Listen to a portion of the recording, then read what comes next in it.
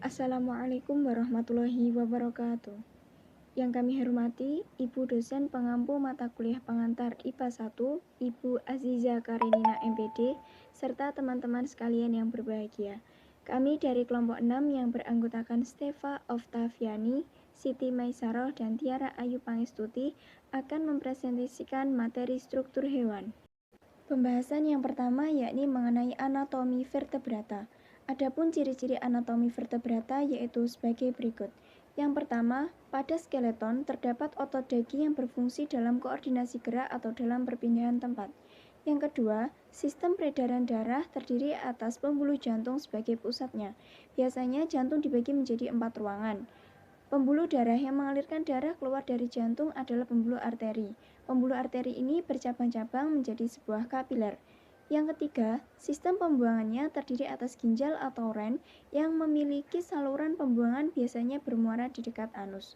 Yang keempat, sudah memiliki beberapa kelenjar endokrin yang menghasilkan hormon yang dialirkan ke tubuh melalui darah, seperti untuk proses pertumbuhan dan juga dalam proses reproduksi. Yang kelima, organ-organ pencernaan makanan letaknya memanjang di sebelah ventral dari rongga mulut dilengkapi dengan adanya lidah dan gigi. Saluran pencernaan ini akan berakhir pada anus. Biasanya di sepanjang saluran pencernaan pada tempat-tempat tertentu dilengkapi dengan kelenjar-kelenjar seperti kelenjar ludah, hati, pankreas, dan pada umumnya menghasilkan sekret yang dikeluarkan melalui duktus ke saluran pencernaan tersebut. Yang terakhir, yang keenam, pada hewan yang rendah tingkatannya endoskeleton masih berupa tulang rawan, sedangkan pada hewan yang tingkat tinggi sudah berupa tulang keras. Kemudian adalah klasifikasi vertebrata. Vertebrata adalah salah satu di antara subfilum dari filum Chordata.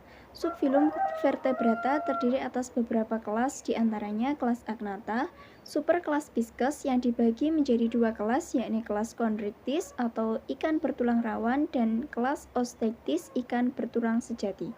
Selanjutnya kelas Amphibia, kelas Reptilia, kelas Aves, dan kelas Mamalia. Pada kesempatan kali ini kami akan menjelaskan mengenai anatomi hewan vertebrata kelas amphibia yaitu katak. Kulit pada hewan-hewan amphibia misalnya katak umumnya bentuknya lemas yang berfungsi sebagai penutup tubuh. Kulit katak tersusun oleh lapisan dermis dan lapisan epidermis. Pada bagian epidermis sebelah bawah menghasilkan sel janggat yang sewaktu-waktu dapat terkelupas. Pada bagian dermis terdapat jaringan ikat dan di bawah jaringan dermis terdapat saraf dan pembuluh darah yang berfungsi sebagai alat untuk pernafasan kulit. Kulit katak juga dilengkapi oleh kelenjar yang menghasilkan sekresi yang berupa cairan yang dapat membasahi kulit luar katak. Rangka atau skeleton katak tersusun dari endoskeleton yang pada umumnya disokong oleh bagian-bagian yang lunak. Skeleton atau rangka mempunyai fungsi melindungi bagian-bagian tubuh sebelah dalam tempat melekatnya otot-otot. Pada sistem peredaran darah katak terdiri dari organ-organ yang sangat penting, yaitu jantung atau cor, arteri, kapiler, pembuluh vena, dan pembuluh-pembuluh limpa, serta cairan darah dan limpa. Pada sistem pernapasan katak atau sistema respiratoria terdiri atas organ-organ seperti pulmo atau paru-paru yang digunakan bila hidup di darat dan cutan atau kulit serta lapisan rongga kulit bila hidup di dalam air. Organ-organ pencernaan makanan pada sistem pencernaan makanan amphibia, contohnya katak, dapat dilihat dari gambar berikut. Saluran pertamanya yaitu cavum oris. Pembahasan selanjutnya adalah struktur hewan vertebrata. Struktur hewan vertebrata meliputi integumen, rangka, otot, sistem pencernaan, sistem reproduksi, ekskresi, transportasi, dan koordinasi. Untuk memperjelas setiap bagiannya, kami juga memberi contoh struktur hewan pada ikan. Sistem tubuh dan fungsi struktur hewan vertebrata. 1. Integumen, yaitu sistem organ yang membedakan, memisahkan, melindungi, dan menginformasikan hewan pada lingkungan sekitarnya. Berfungsi sebagai 1. Pelindung dari kekeringan, 2. Penerima rangsang, 3. Pengaturan suhu, 4. Fungsi metabolik. 5. Fungsi ekskresi. Rangka, yaitu tulang-tulang yang tersusun sedemikian rupa dengan sistem tertentu. Fungsi rangka adalah untuk melindungi bagian yang lunak.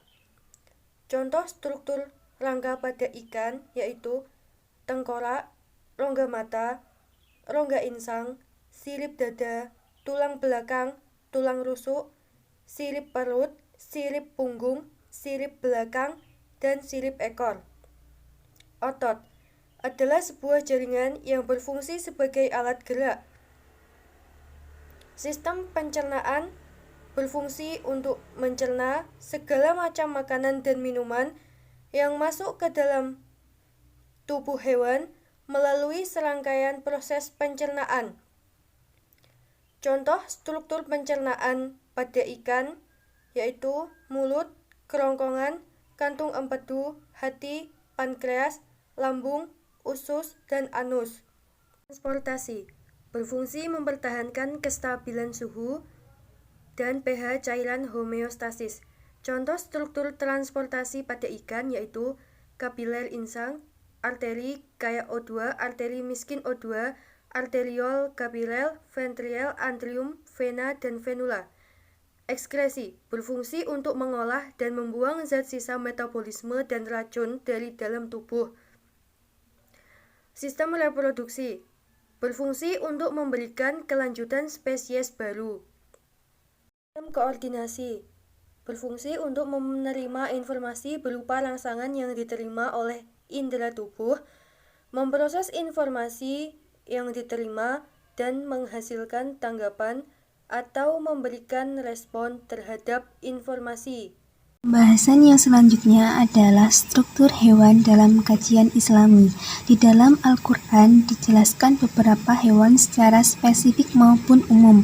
Di dalam Al-Quran juga menyebutkan beberapa manfaat dari struktur hewan yang dapat dimanfaatkan oleh manusia. Salah satunya adalah hewan yang dihalalkan di dalam Al-Quran sebagai makanan, minuman, pakaian, perhiasan, dan alat transportasi. Di dalam Al-Quran juga dijelaskan beberapa jenis hewan yang dapat dimanfaatkan sebagai sumber makanan sebagaimana surat Al-An'am ayat 142. Penjelasan hewan di dalam Al-Quran salah satunya adalah unta. Unta adalah hewan yang sangat sesuai untuk membantu memenuhi kebutuhan dan menjalankan aktivitas manusia.